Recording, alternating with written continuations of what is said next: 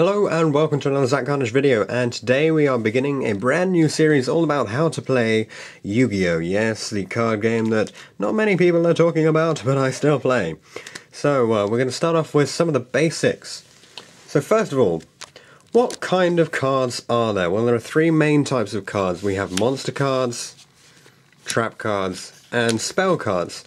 The majority of this video is going to be about monster cards, and here we will start off with an effect monster, but I'm going to go right back to basics and we'll start with a normal monster.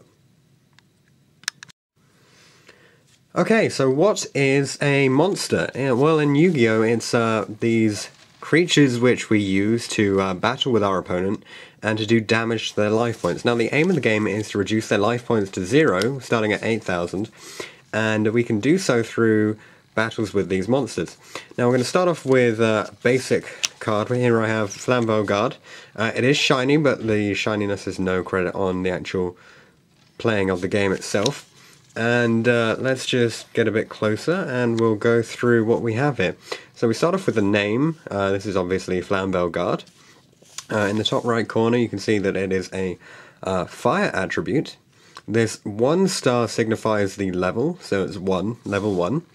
Limited edition, you can ignore this code here, you can ignore. The important information is the type, which it is a dragon. Can I get that to go? Dragon. And it is in fact a tuner. Now tuner is a bit more complicated, we'll get onto that later. But for now you need to know that it's a dragon. Here we have a description which is just sort of a fan embellishment really for a normal monster. And finally the most important parts are the attack and defense. So this is just a basic level 1 monster, and we've got some more monsters just so you can get used to the feel. Here we have a level 4 monster, the Dragon Dwelling in the Cave.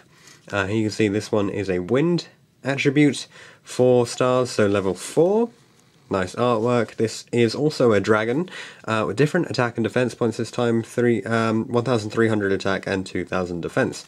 So let's get on to some of the meaning of this. So how is a monster card used? Well, at the start of the game each player is going to draw 5 cards. We'll go over playing tactics a bit later, and if they happen to have a monster in their hand, then they can play it or summon it. Summon is the main word used for playing a monster. However, you can also set a monster card. So to summon a monster card, a normal summon, which can take place once per turn, a normal summon, is simply taking the monster from your hand and placing it into a monster card zone on the field in face-up attack position. Attack position means that it's this way up, defense position means that it's this way up. So normal summon is simply, I normal summon Flambeau Guard, you declare what you're doing, and you place the card down in face-up attack position. Now that's how you summon a card. Now you can also set a card, provided, well, I'll go over the rules on that in a minute, but to set a card you simply take the card which you want to set, and instead of normal summoning it face up, you normal set it by putting it face down in defense position. The advantage of this is that your opponent doesn't know what the card is, and also you can take advantage of its defense points. Now, I previously mentioned there are some limitations on what you can summon or normal summon, and the general rule goes as follows. Anything from level 1 to level 4 you can normal summon in one go by placing it face up in attack position, or you can choose to set it. That's fine.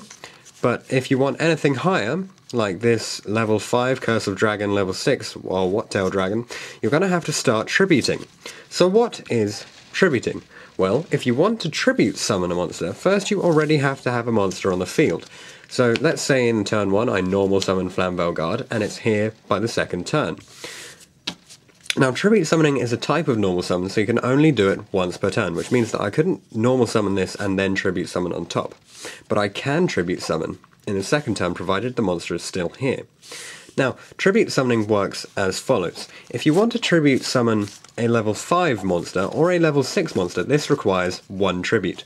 What you do is you take this card, put it into your graveyard, and you act as if you're normal summoning the new card, because the tribute summon is a type of normal summon. You don't have to normal summon, so if I have the Flambeau Guard here, I can actually choose to normal set this card. But you just have to keep in mind that you do still have to tribute, even though it's only one. You can tribute a face down card, because it's still a monster on your side of the field, so provided there's no effect stopping you, you can still tribute this face down Flambeau Guard to bring out your Cursed Dragon, or if you prefer, a Wattail Dragon. But then things start to get a bit more complicated after you go to 7, 8 and above. Now, if you want to tribute a level 7 or level 8 monster like this Red Eyes Black Dragon, which is level 7, or the Blue Eyes White Dragon, which is level 8, you'd require 2 tributes. So let's say that I previously played Flambeau Guard in face down defense position, and previously played Luster Dragon, obviously in separate turns because these two require normal summons, and as you can see they're both 4 or below, so I can normal summon them on their own without tributes. So if I've set Flambeau Guard and set Luster Dragon, or even normal summon the two, then one turn later after normal summoning I can decide to tribute the two of these to normal summon or tribute summon my Red Eyes Black Dragon. Now remember that I will interchange between normal summon and tribute summon because they are technically the same thing. It's just that a tribute summon requires monsters on the field to be tributed in order to bring them out. So that's how you summon the majority of your normal monsters. But there are special cases in which you can special summon, so let's get on to that. In order to explain special summoning, I'm going to take the example of this effect monster, Goblindberg, or as some people prefer, Goblinsberg. Now, this is just like a normal monster in that it has a name, an attribute, a level. It can be normal summoned in the same way that a normal monster can, so 4 or below requires no tributes, 5 or 6 requires 1, and 7 or 8 requires 2. Now, I didn't say previously, but if you're going above 8, chances are you'll need 3 tributes or it will have some sort of effect anyway. So this is why we got onto the effect monster bit first. Now, this is just a normal, this is just an effect monster at level 4, and it has this effect. When this card is normal summoned, you can special summon one level 4 or lower monster from your hand, then change this card to defense position if you activated this effect. Now I know this seems like quite a long effect, but if you start getting into Yu-Gi-Oh! You're going to see much longer effects. Now remember, it does still have the type, and it does tell you that it's an effect, but you can generally tell from this brown here, which is darker than the brown we saw previously on the normal monsters, that this is an effect monster. So, to use an effect, first, the majority of effects will require your monster to be face up on the field. So, let's say I want to use Goblindberg's effect. Now, in order to use this effect, the condition is when this card is normal summoned. So, as I explained before, to normal summon the card, we simply play it on the field. Now remember, this is not a normal set. If this is a set, then the effect does not go off, because it specifically says when this card is normal summoned. So we normal summon the card. Then, I have in my hand a dragon dwelling in the cave, which means I can activate the effect of Goblindberg, which says you can special summon one level 4 or lower monster from your hand, then change this card to defense position. Now, a special summon is very similar to a normal summon, except you get one slight change. So if I want to special summon this monster in attack position, that's it. Take it from the hand, place it on the field, that is my special summon in attack position. But a special summon is not limited to attack, so if you choose, you can actually special summon a card in defense position. It's completely up to you. Now we do have to carry on with the rest of this effect, which says that it changes to defense position. So the play acts as follows. I normal summon the Goblindberg, use its effect to special summon Dragon dwelling in the cave, and then the effect carries on changing it to defense position. That's the effect now resolved, and we can carry on with the game. Now that you've seen your first effect monster, we're going to start getting on to the more complex effects. Now, keep in mind that this is still a fairly simple effect on Kage to Kage, which I have here, or Cage to Cage if you prefer. And the majority of monster cards which you're going to see in Yu-Gi-Oh! Will be effect monsters because they are much, much more useful than these normal monsters, in most cases. So here we have Kage to Kage. It's a dark attribute, level 4. It's a reptile and effect monster, as you can tell from this brown as well, and the effect is cannot be normal summoned or set, and when you normal summon a level 4 monster you can special summon this card from your hand. This card cannot be used as a Synchro Material monster, is the attack and defense. Now the bit about Synchro Material monster we're going to go over in a separate video. But the main thing I wanted to go over with this card is the condition. The cannot be normal summoned or set is a condition, which means that at no point can you disobey this.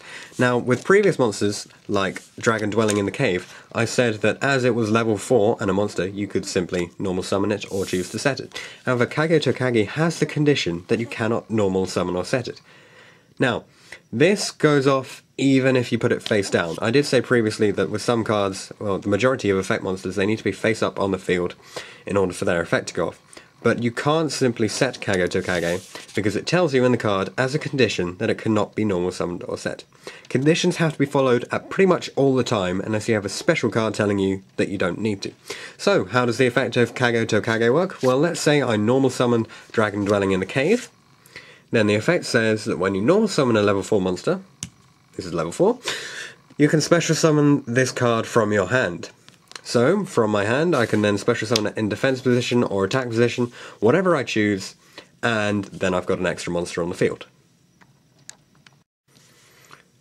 Now, along with normal monsters and the usual effect monsters, we do have flip effect monsters. These are often much cuter than normal. No, I'm just kidding. This happens to be cheap, cheap, cheap. It's a wind attribute level 1 monster, wing beast and effect, and it's specifically a flip effect. As you can see here, it says flip in capitals, colon.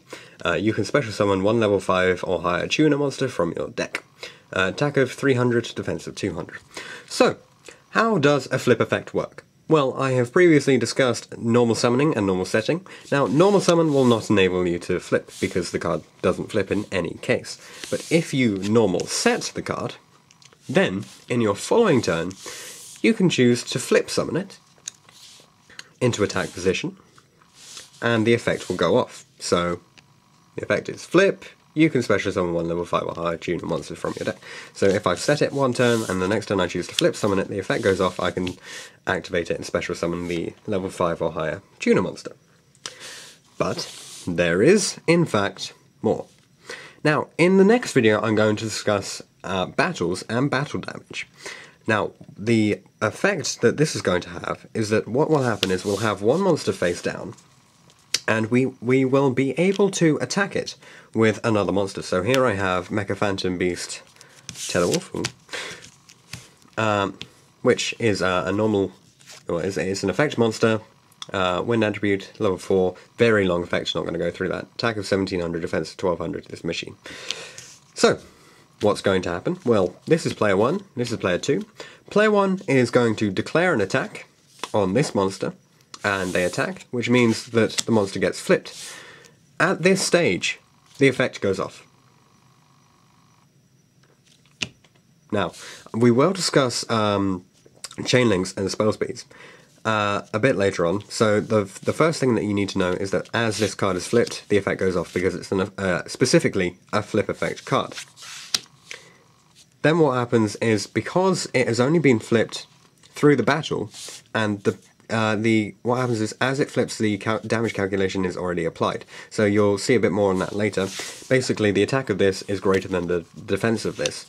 So Cheap Cheap will go to the grave, but its effect will still go off. And that's pretty much all there is to flip effect monsters. So you can either set them and then flip them yourself, flip summon. That doesn't count as a normal summon, it's just you can do that whenever you want during your main phase, or your main phase 2.